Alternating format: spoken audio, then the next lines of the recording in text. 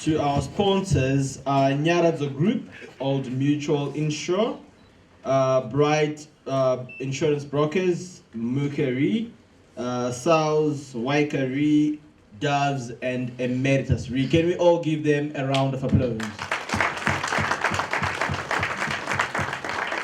Thank you very much. Maybe from this side, I can see how smartly dressed you guys are. It's really amazing. Another round of applause for Mukeri.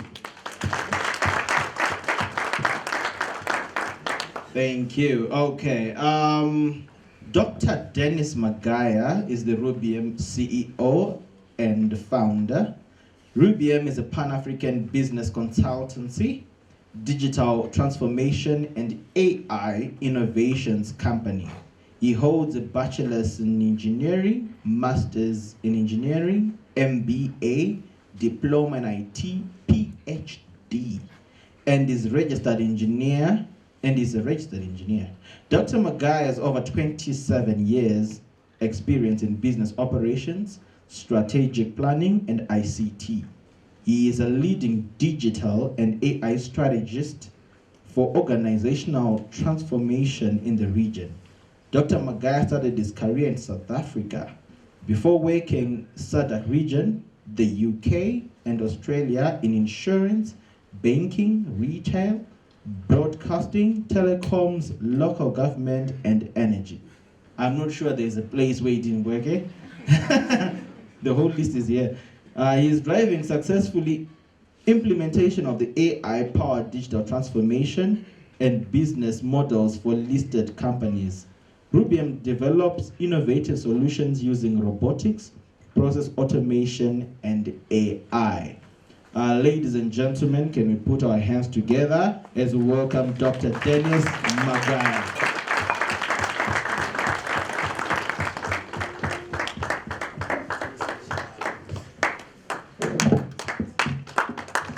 When I tell you about my history, you'll appreciate. And if there's one thing about Zimbabwe is that we are taught to be apologetic.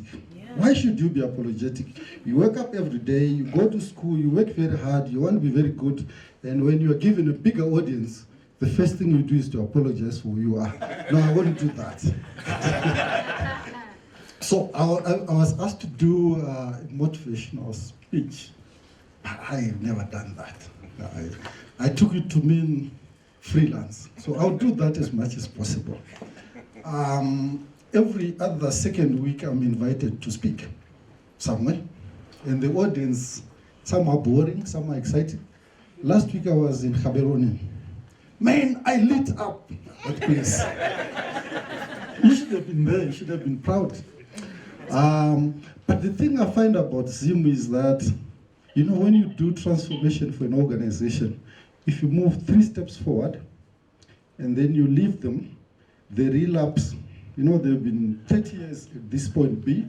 You move them 3 steps, they relapse, they come back 2 steps.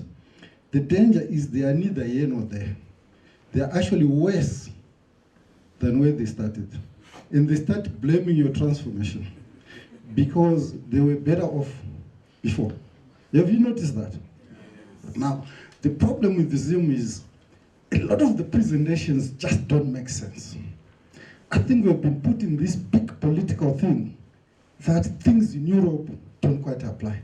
Things in Botswana don't quite apply. Things, we just neither here nor there. So when you are given a task to make a presentation, it's very, very difficult because you don't quite have a reference point about where to start. So in my motivational speak, I have tried my best to match the things that work and the things that, oh yeah, so that's my profile and that's what I do. A big round of applause for me again. Yes! I went to school to make my grandfather happy. He was a teacher, trained 1945 by a priest. Those that come from Chivu, the priest is Shelley Cripps. Yeah, so Shelley Cripps would send my grandfather to school. So my late father's name was Arthur, named after Shelley Cripps. But But what I want to talk about, just two things on my profile. We have now started the AI Institute of Zimbabwe. I didn't wait. I just go and do it. So we are building it up. I will be inviting a lot of the people here to be members. We offer training in AI, advancement in AI, development in AI, and so forth and so forth. We'll do a big commercial launch very soon. And then on my experience, just one point. This is motivational, right? Yeah, exactly. I've always learned that wherever you are, you must know something that at least 80% of the people don't know. Then you remain very relevant. That's the idea. So, starting from number 5, there was a time, 2010, 28, mergers and acquisitions. By the way, one of the biggest projects that I did in Zim was, we were engaged to sell Net 1 to MTN. That was my project. It would have been the biggest investment ever in Zim. 730 million for 49%, which we got. But anyway, the government refused for that to work. I was going to get a nice commission. I wouldn't be here if that would work. And then when telecoms was the thing, I went into telecoms, did that. And to the extent that now I can build a telecoms network from scratch, from the mobile phone, base stations, switches, the business model, I can do that. I can do that for a bank, the full spiel. I am a consultant for Zim Papers, so I can do a radio station, from technology to products to everything. I can do broadcasting, I can do pretty much a lot of stuff. And when digital became the thing, I went there, I didn't wait. So I moved the digital transformation thing quite a bit. When AI came, I didn't wait, I'm there as well. So the thing is, always make sure that you know something which 80% of the people do not know. Then you remain relevant. Yeah, isn't that so? Yeah. Say yes, sir. Yes, sir. Thank you very much. So what have I done in my life? I think motivation, I've got 2 stories to tell you. I'll tell you my story and I'll tell you the story of business. My story will be very quick. Social life, what are the things that I did which I enjoyed? I've gone around the world twice, like from Joburg to Canada, from Canada to Russia, from Russia back to Joburg in a week. I enjoyed that. The other time it was from Joburg, New York, and go the other way around, back Japan twice. Enjoyed that. What else did I enjoy? I watched the World Cup opening ceremony and World Cup finals. I saw Usain Bolt running. Beijing Olympics finals, I was there. Enjoyed that quite a bit.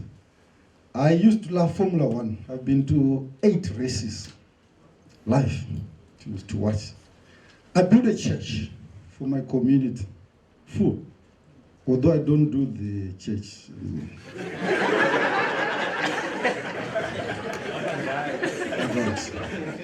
By the way, in 2009 when I came, the thing that shocked me the most was people said, let's pray before the meeting, and they prayed in, I don't know, Christian. In South Africa, I don't do that. You can't assume we are all Christians. In fact, the best session I've been to is when someone says, for the next 2 minutes, in your own way, pray. And I find that to be very fair. You can't all assume we are the same religion, isn't it? So I built a church, donated it. Full. I was general manager Southern Africa at the age of 27. Serious stuff. I actually didn't know. When I was appointed, I had no idea. I had a PA. I phoned my friend. I said, I've got a PA. What can I do with this? He says, have a meeting. Yeah, 7 countries. And then I was very young, that in all meetings I was very uncomfortable because most of the guys were like 40 and you are 27. They don't like your jokes. They don't appreciate you and you are black. I was Chief Strategy Officer by the age of 32 for Celsi. Celsi is the biggest mobile operator in South Africa. Big stuff. Big stuff. Clap hands for me. Enjoyed that? I started my consulting business when I was 35. Not just consultants. I had a contract in Swaziland, a contract in Namibia, and all of those things by the age of 35. I owned my first house in Senton by the age of 30. That's me. But this is the other side. I was born at a farm. For those that can cry, you can cry. I never saw my father. Two of us, raised by my grandparents. The teacher. What else? We used to walk 5-6 kilometers to go. Just come back at the farm. This is a life story. Every morning go, because it's in the farms, in Wedza. Then when I went to secondary school, my grandfather used to sell mombe per term. So I counted them. You need 3 per year. So I counted 12. Sell. Serious. It was painful because they are crying for the mombe. So when you see them going, it pains you. Form 5 and 6 are paid by social welfare. You know why? I don't do politics because the War Veterans Act did not recognize people that died during the war. So my father left the country in 1971, went to Botswana, went to Zambia, went to Magaya, Tanzania. Yeah. He's the guy that sold the Magaya Declaration to the African Liberation Committee. He was one of the authors for the Magaya Declaration. Because the way the liberation struggle was structured is that the intelligentsia, they went to Tanzania. The other guys went to Zambia. Even now, that division is there. When Chairman Stepo died, a lot of the guys were arrested. My father was not, he was in Tanzania. He is responsible to have gone to negotiate for Zimbabwe to open bases in Mozambique. He went with Rex. Before, the war was being fought from Zambia. And then later when we went to Mozambique, the war was fought from Mozambique side. My late father brought the first 150 comrades into Zimbabwe via Mozambique in February 1976. Make sense? Yeah. He's the only and first member of the High Command to die on Zimbabwean soil in battle. You never hear this history being spoken about anywhere. A lot of the people who were in the High Command were in the rear in Mozambique. He came to the front and he died in battle 1 June 1976. And we take pride, although not celebrated, but he's the only member of the High Command to die on our soil in battle. And I take pride in that. But unfortunately, the way the system worked is that I used to go and queue up for school fees, even with Teacher Fatongogar, because those that died could not go and register to get support. That's what it is. If you check today, how many of the commanders that reported to Tongo do you know? How many? How many people that died out of Zimbabwe who were commanders came here? Do you know? It took me 15 years to try and locate where my late father died. Eventually got some remains, but it's a story for another day. That's what inspires me. Now you hear the story. That's why I don't do politics. We did what we could, we contributed in a way, but it was a long journey. That's why I went to school, because the only way for me was to pass school. That was the only way. So it's possible. It's doable. Where I grew up, I could never imagine living in Central. But it wasn't an accident. AI. So a lot of talk about AI. So we're going to do a roller coaster. I want to simplify what is AI. There are 4 technologies that define AI. The first one is what we call symbolic AI. Symbolic AI are expert knowledge-based systems. We go to Boas. He's an expert in insurance. We take everything that he knows, we code it in rules. If he is 20 years old and he is working and he is sharp, the premium must be $20 a month. Simple and easy, isn't it? Yeah? If he comes home late and the temperature is very high and he can't talk, he should have cheated. Simple, right? So that level of AI, here's the point. You must laugh a little bit more. So what we are simply doing is to take knowledge of people and put it into software. And therefore we can replace those experts with software. That is the most basic level of AI. And we use it already for text, for loan calculations, and many things. It's just that we don't know. So for organizations, you don't have to wait until when you're complicated to do AI. You can do rule-based. A lot of the chatbots that you see, there was a comment yesterday that this chatbot doesn't work and it stops because it's rule-based. The problem with rule-based AI is that if the rule is not included in the matrix, it doesn't give you an answer. That is the problem. So you need people that sit continuously and update the rules so that that scenario is captured. That is the first. But you know what? Everything that ever happened, it mimics what God created. Yeah? So people say, no, hang on.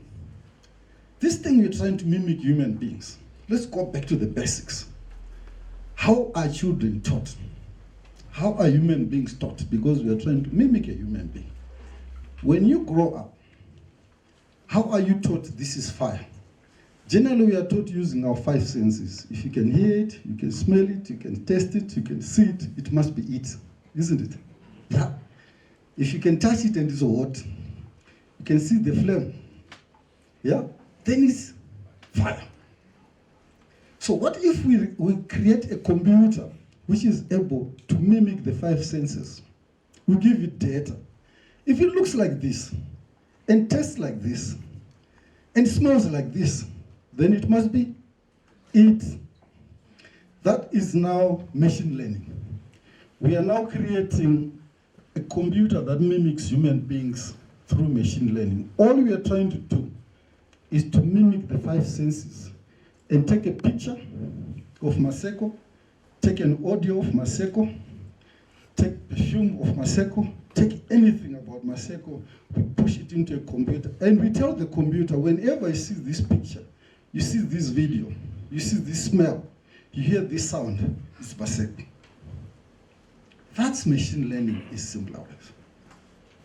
Simple, right? Clap hands for me. At least I've simplified this thing. And what you are doing in future, whenever you want this computer to learn, you give it a video, you give it an audio, you give it a sound, and you tell it, this is Miss Mashiro whenever I see this. It fundamentally changes everything. Because literally, for everything that we have in the world, we can now replace it with data. And when the computer reads the data, it knows what it is. And better still, the computer can now learn. Last time I heard this, I saw this, I smelled this, I tasted this, and I said, okay, this is Davison. But how? This is now a taller Davison. The data is different. So machine learning now are computers that can even learn on their own. I saw somebody yawning there. So we now understand machine learning. Very good. Then the next thing they said, aha, we have now decoded how to represent a human being, but we talk to human beings. So let's make sure this computer understands Ndebele, English, Shona, Zulu, whatever language. I must be able to talk to it. That is now called natural language processing. So I can ask this machine, have you seen Mr. Mashiri walking around? It will say, yes, I saw him. It's not text-to-speech translation, no. It understands language. It understands verbs. It understands nouns. It understands adjectives. That is natural language processing. This is the next level for chatbots. When you talk to your chatbot, I want to do a withdrawal. I want to close my account. You talk to it, and it's able to do that. That is natural language processing. That is the third type of artificial intelligence. The last one is image processing. Simple again. Hansi mwana wakafana na sekuru wake. Waona mafeatures, waona nzee, tinashe mkabale ngasata asikake. Akafana na yake. Waona nzee, waona chini. It's now, we are going back to, no. Let's have this computer being able to analyze. This is Rusika, but it's taller. That is the fourth type of artificial intelligence. When you're playing around with images and features and identify them. That's all. The rest, people are complicating it. You got it? Did you learn something about artificial intelligence? Say yes, sir. Yes, sir. Thank you very much. Thank you so much. Now, just quickly on my business, this is what we believe. Results don't lie. No matter how clever your explanation is, it can never replace results. You don't walk into Pick and Pay with a bag of explanation and come up with a loaf of bread. It won't work out, for sure. We've been in Africa quite a bit, a lot of countries. I'll skip this. We do consultants, particularly strategy. I can do this for free. That's one thing I want to explain to you guys. You must always do something that if you could do for free, you could. But it's just that you have bills to pay. I love what I do. And I'm arrogant and I'm like fair with it. Because I think I know it. I could do it for free, but my wife needs a bit of money. So strategy and consultants is what I do, and I love it. We develop solutions, quite a bit of them. By the way, on consultants, our biggest, latest project is ZB. Do you guys love the current ZB? Yeah, you love it? Have you been to their branches? Have you used the mobile app? Yeah, that's my project. So I'm not talking theory. I've got my colleagues here I worked with. They can give you a reference of what we do. And of late, we do AI training for C-level, for management. We can do AI readiness assessment, and we can develop solutions for you. If time allows, I'll do it at the end. I've got 3 solutions that I want to share with you, because people talk theory. You need to see it. You need to visualize it. You need to smell it. You need to test it.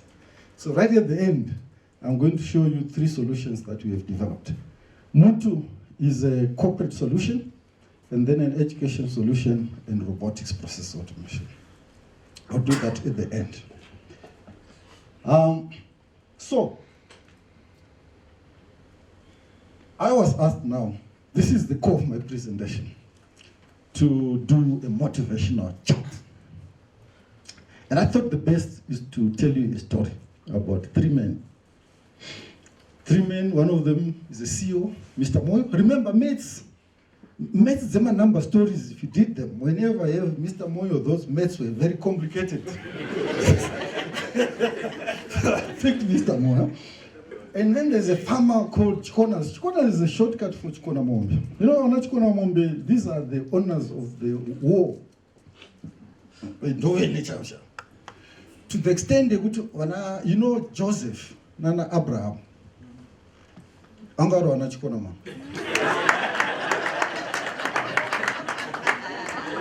I'm telling you. You can't believe it. Yes. So Chikona was a farmer, and then there was a tuck shop owner called Gita. The exercise that at the end of my presentation, I would like for you guys to tell me who was the smartest of these three. I'm Chikona Mombe, by the way. And then, yes, please. And then Gita is a tax shop owner. So I was hired by this CEO to come and consult for them. I said, okay, CEO, what is your problem? He says, I heard that computing power is doubling every 2 years. But my guys are using paper, they're being left behind, my organization being left behind because you are not computerized. What shall we do? I said, Mr. Moyo is simple. Do digital transformation. You've got 5 areas to digitize. You can digitize your business model, your channels, your products, your operations, and your technology. How many areas to digitize? 5. You can't say Tashaya out of 5. Surely you can pick one and you digitize it. Is Mr. Moyo? Mr. Moyo smiled. He was very happy. And then we said, Mr. Moyo, by the way, it's simple. When you digitize, there's the front end, like the face, there's the integration, and there's the core processing. And you can choose what you want to transform. When you want to make your board excited, you just do a mobile app, a chat board. They all get excited, they'll leave here alone. It's like doing lipstick. Number 2 is when you do nice front end, but you know what? We just give you a jacket. We leave the things, and then we give you tracksuit. We leave short ragorinedi, rinechina. That's number 2. The third one is when we completely transform you. The front end is nice. New clothes, new shoes, new underwear, new everything we give you. The 4th one is when we bring a new guy. Easy, right? This is how you transform organizations. And then Mr. Moyo said, but I've got too many people in my organization. What should I do? I said, is Mr. Moyo, do you have a mobile app? He says, yes, all my customers don't have to come to the branch. They can get service on the mobile app. I said, imagine if you turn it around. I'm going to do a mobile app for you, Devson, such that you don't need all staff members. You run the entire company from the phone. Why not? If customers can get everything on the phone, why can't you run mass from the phone? Simple. What is the approvals? You put all the approvals.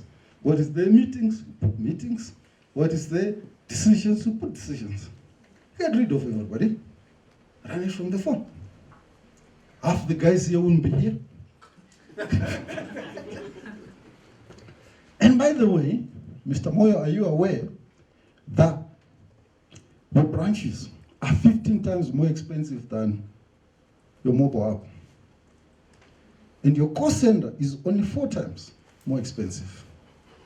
Here you need to clap hands for me because it's serious research. Serious. A round of applause. Thank you very much.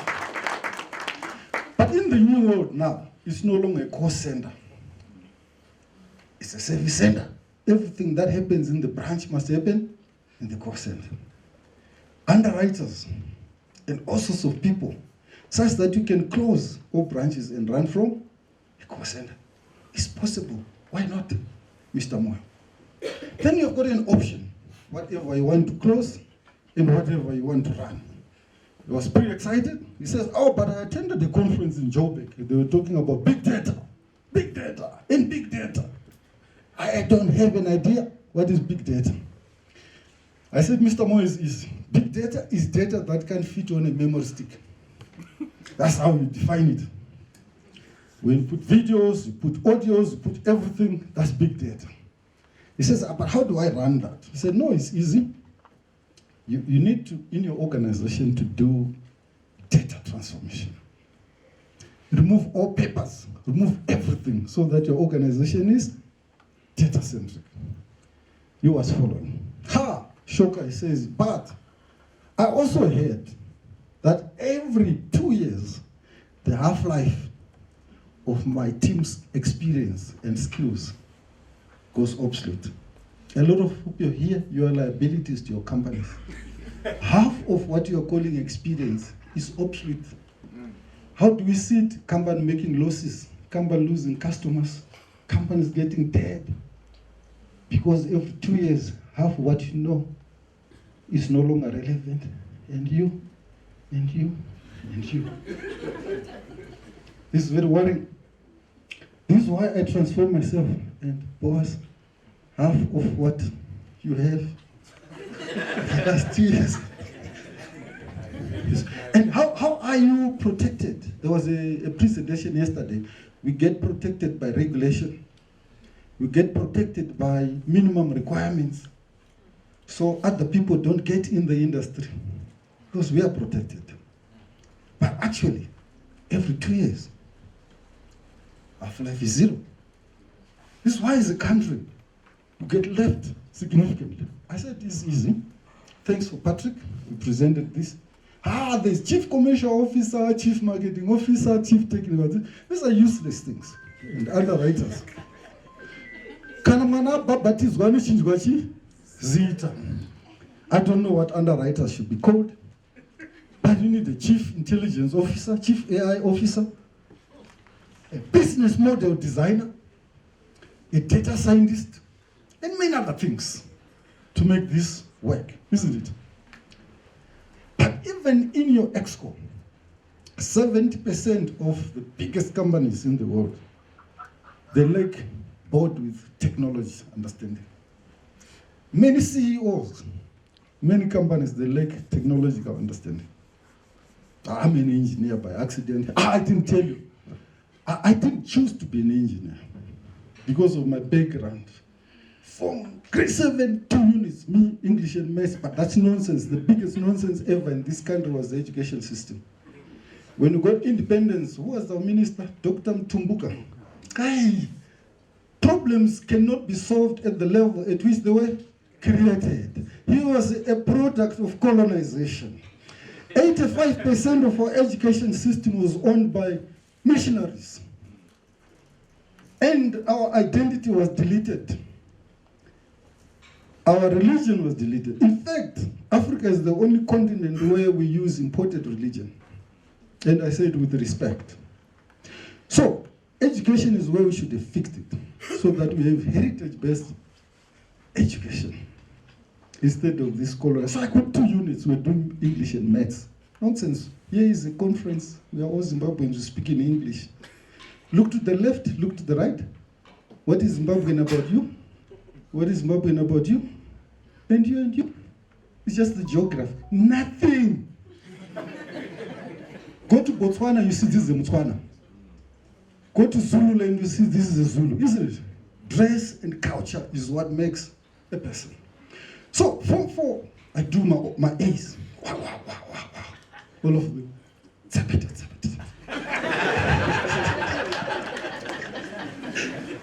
Then I said, okay, Form 5. Where's the school? Where were the Goromans after? Form 6. I go there.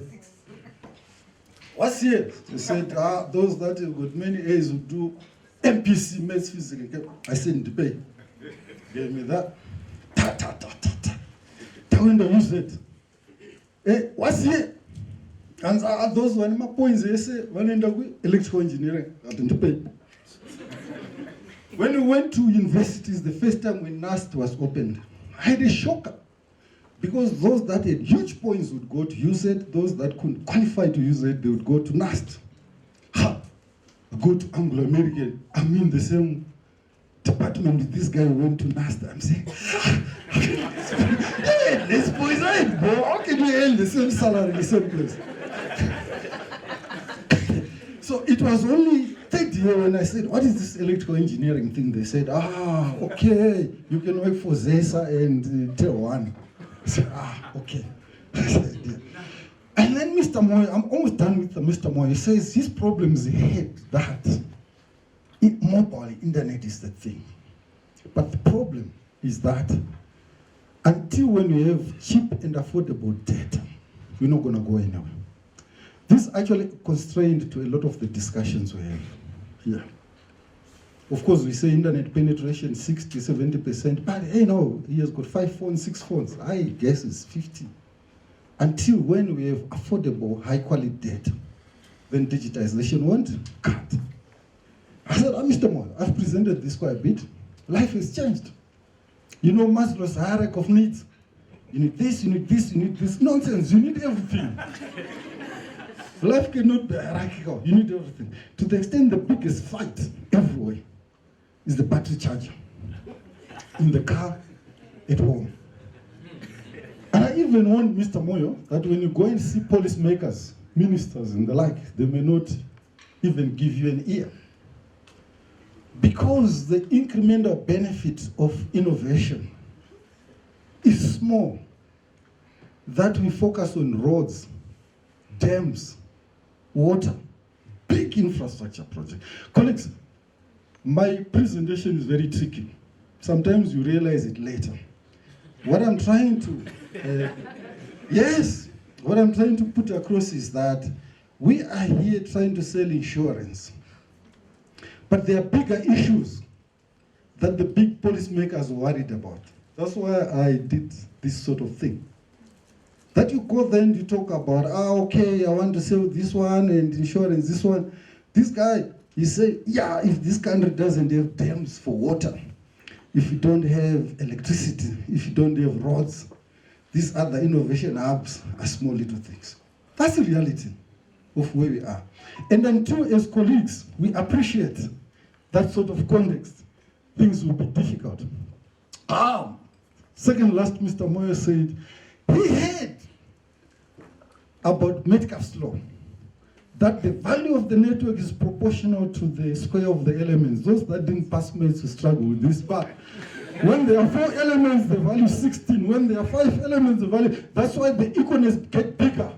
The Googles get bigger. The telescopes get smaller. It's what it is. I said, Mr. Moyo, this one is a bigger problem.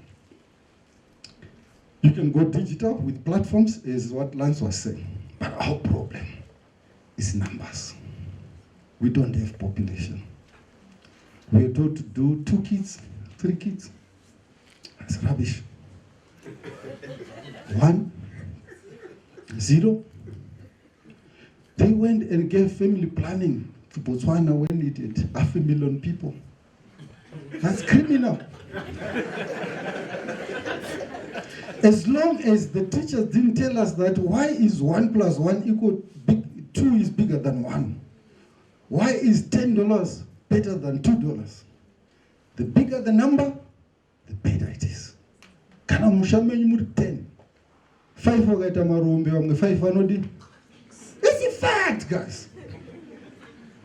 You know, the free tablet we ever got was family planning. We told our mbuya nyamkuta chikuwa mabasko also. Yeah, in the 70s and 80s. Immediately after that, there was HIV. They never gave us free HIV tablets. In fact, we died big time out of that. So the issue we have as a country is numbers. This $1 thing that Dr. Lanz was talking about, it's fine. But when you have 16 million people, what do you want to get? It won't work. We simply don't have numbers. We're better off as a federation.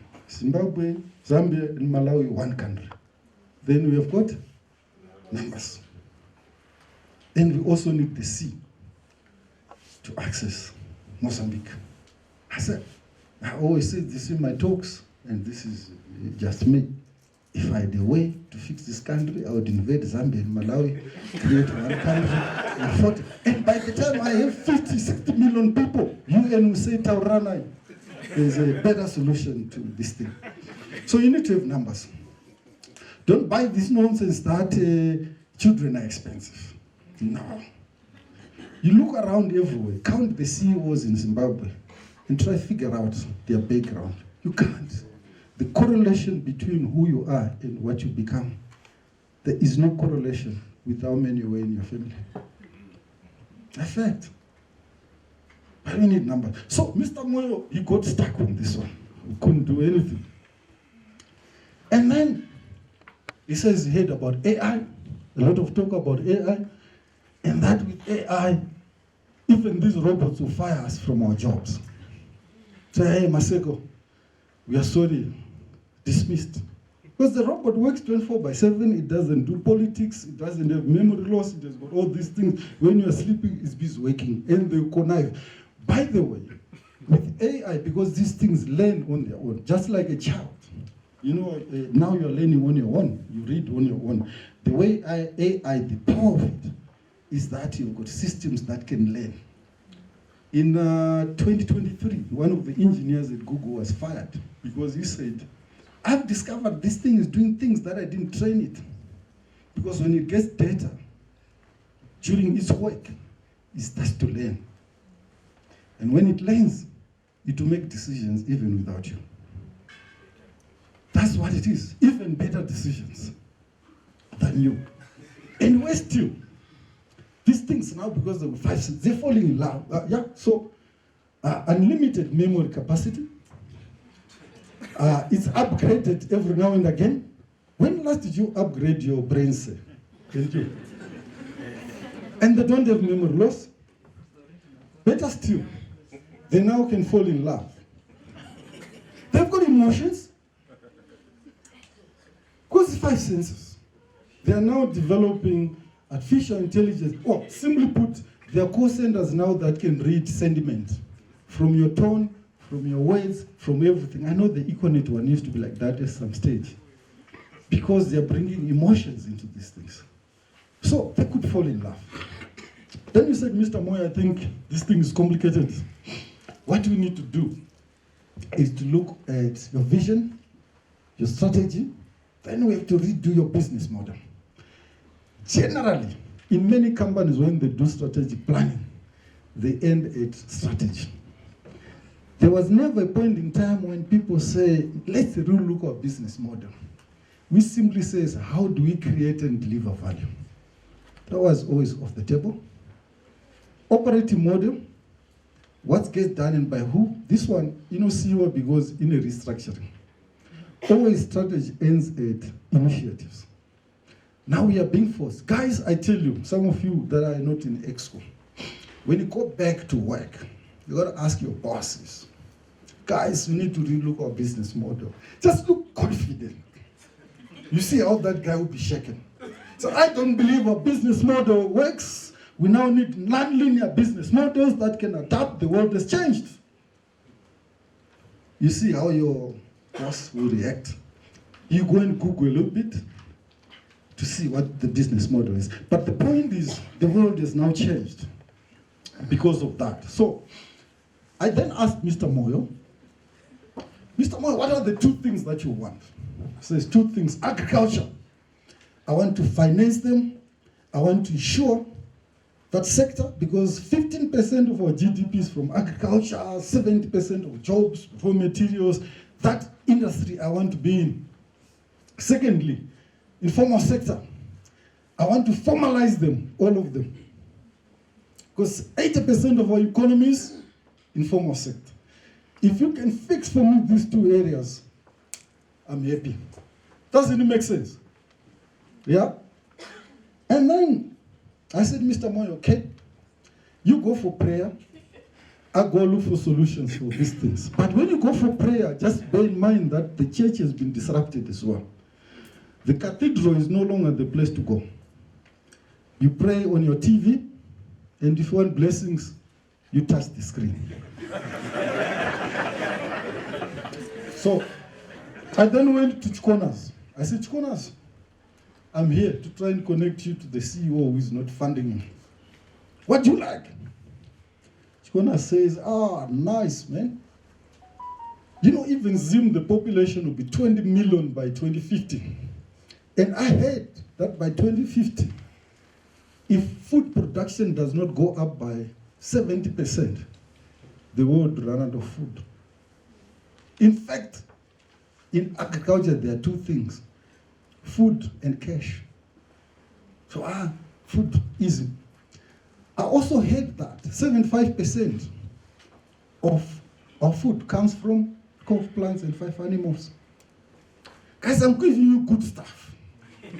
But when you go to your meetings and you say it, your boss will say, yes, it's due for a promotion, man. So Mr. Moyo says, for this reason, I do food. But there's one problem, which is that our productivity per hectare is about 1 ton per hectare. Others are 11 tons, 10 tons. Guys, if you are doing insurance or banking in this country and you don't appreciate these basics, you're not going to sell it. I'm telling you, these are basics. Our biggest issue on food is productivity. Others produce 10 tons per hectare, we produce 1 ton per hectare. And we spend very little money on food. This is the problem that Chiconas was having. Meanwhile, Boaz wanted to sell him insurance. You see the disconnect? Can you understand where I'm driving the conversation to? He says, by the way, I figured out I need cash, so I do tobacco. And why I do tobacco, we are number 4 in the world to produce these cigarettes. And our contribution to world output is 6%.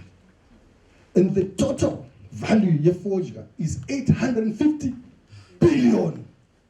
If Zimbabwe could get 10%, it's 85 billion.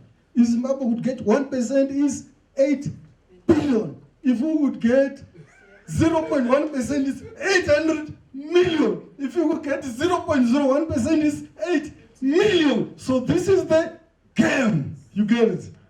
So that's why I'm scorned. See, the calculation is simple. And now, also, 2023, 296 kgs we produced. Exports, 1.2 billion. Contribution to agriculture earnings, 50%.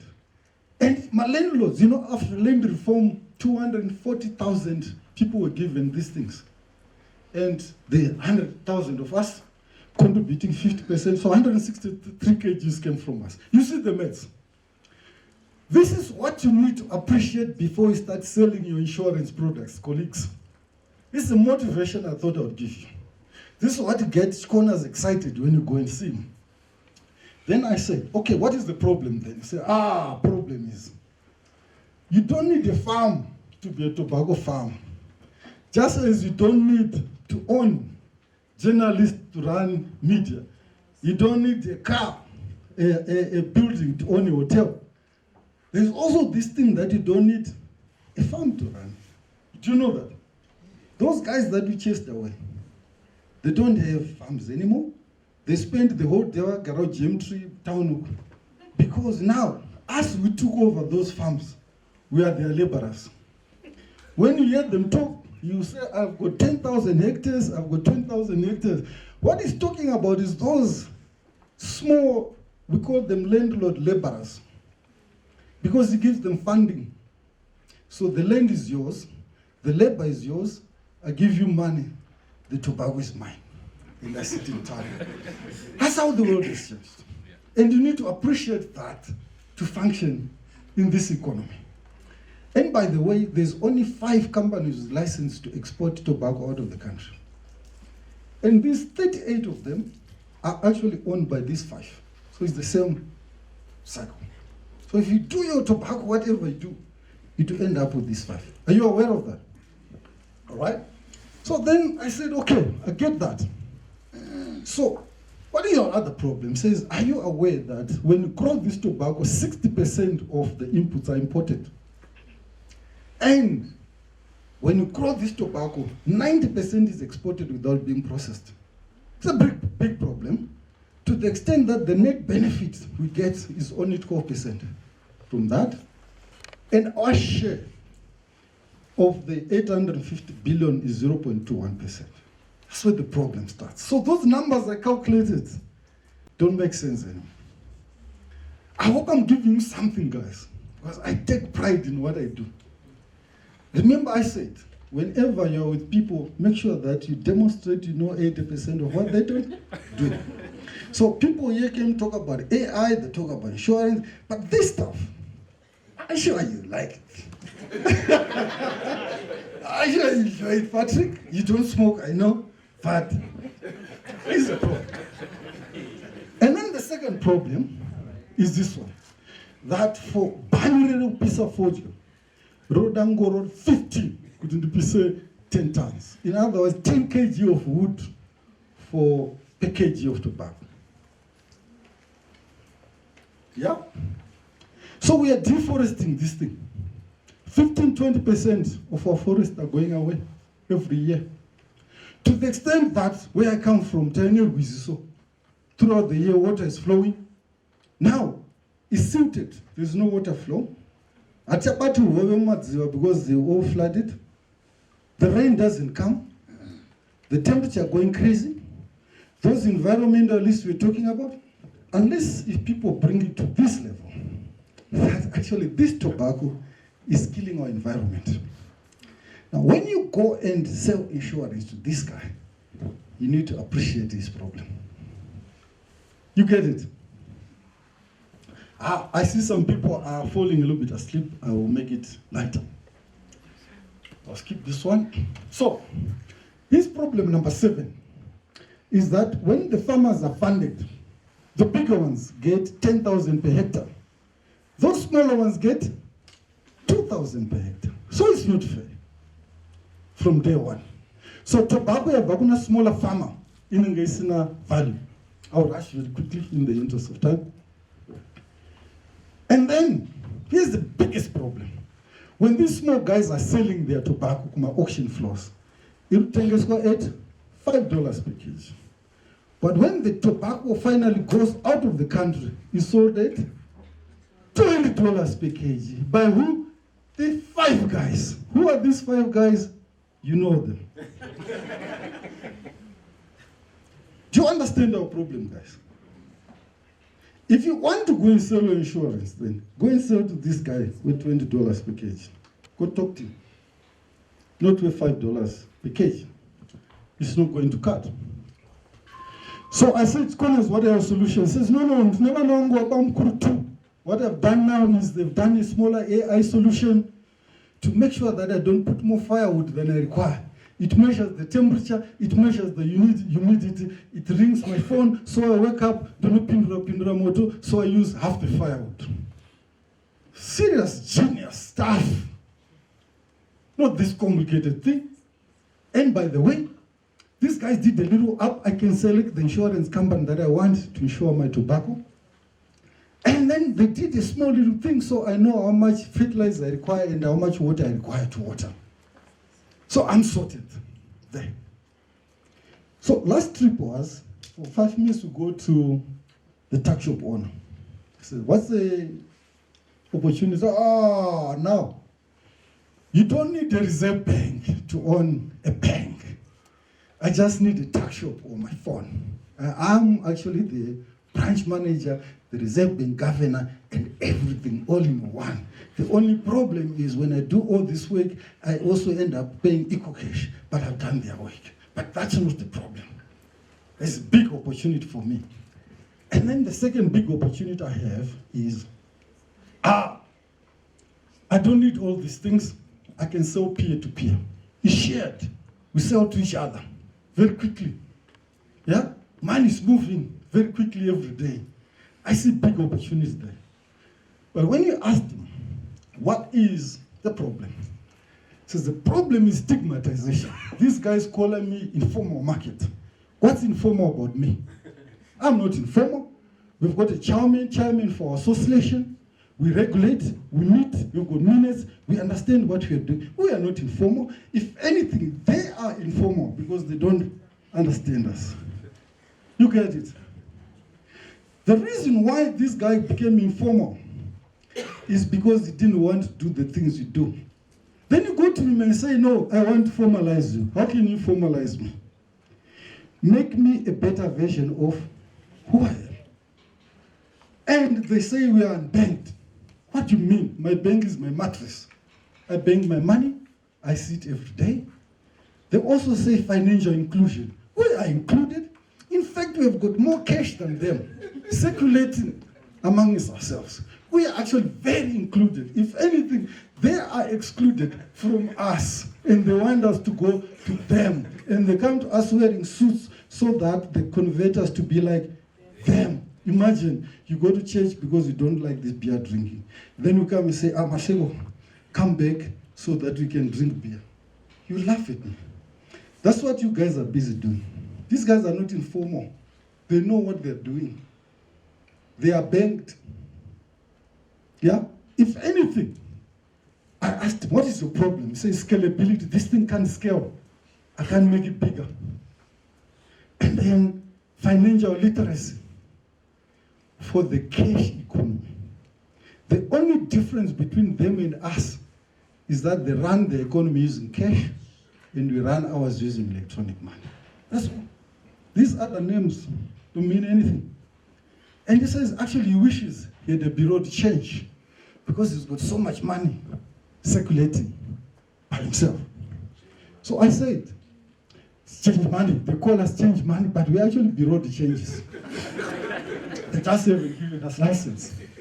I said, what do you need? He says, actually what I need is the AI solution to manage our meetings, our communications and conversations, because we're a cash economy. And I need peer-to-peer so that someone in Zarabani, someone in Zambia, I know where he is, I run with my cash, I give him. Or I've got a friend there who pays cash, I get the goods here. Because our stuff is cash-driven. I just need to discover who else needs to buy things. And for loans, I don't need bank loans. I need to understand, Nkoma teach, $50. $50. Then when you pay $50, then I pay him an interest. That's all I need. So in the end, we put these three together.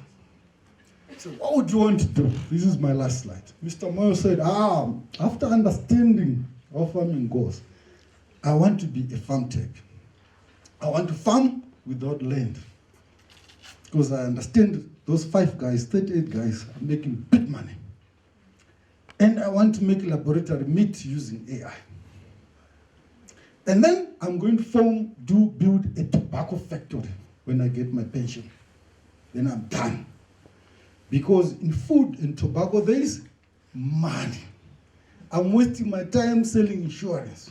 It's painful. I'm going to go into farming. It's going to say, I got it. I'm going to do AI for farming. All this firewood being cut and all these problems of irrigation and stuff, I'll do that. And then I actually want to run insurance without underwriters and buildings. That's what I want to do. I figure this out. And Giza said, I want AI for a cash economy, which makes sure that we grow this thing. We have even more cash. We become better versions of ourselves. And I want this eco-cash to go throughout the world so that when you go to Japan, you use it. I mean, some system that just does whatever it does, it conveys the money, but I do the same here when I go to Nigeria. I don't have it. It's better than a credit card that these guys give me. This is what these guys chose. So here is my question, colleagues. Who is the smarter guy?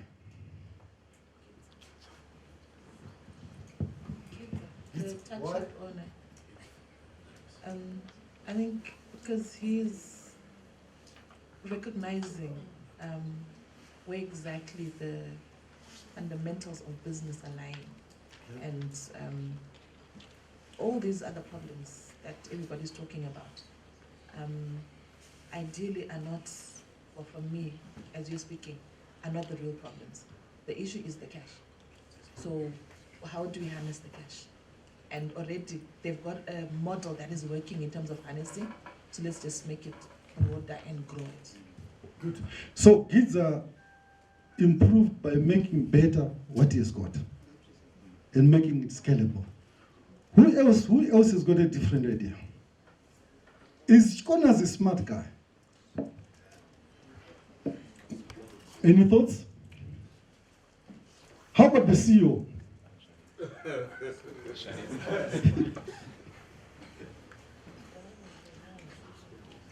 Is he smart? So what I've done, I know I've exceeded my time a bit. What I've done is try and motivate you, try and make us think not outside of the box, because there's no box in the first place. Make us appreciate that in this world, we need to understand the fundamentals that make people tick. And when we go and sell our products, this is winter school. You need to put yourself in the shoes of the person you are selling and appreciate their problem. Don't be too product driven because you missed the point. These guys, they actually, many of them didn't need insurance, if you notice. But because we are selling products, we miss the point. And that there is a bigger picture out there, which you need to appreciate when we engage.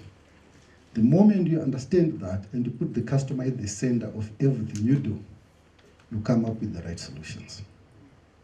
And that sometimes this disruption is there, big time. But we can become better, a better version of ourselves. As Africans, we don't have to be deputy Europeans. We can become better versions of Africa. So, colleagues, this is what I had for you. If I didn't motivate you, it's very unfortunate. But I sincerely hope you learned one or two things from my presentation.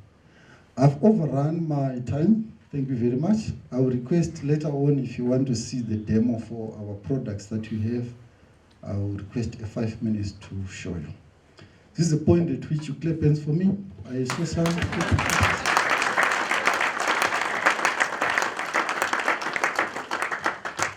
Thank you very much.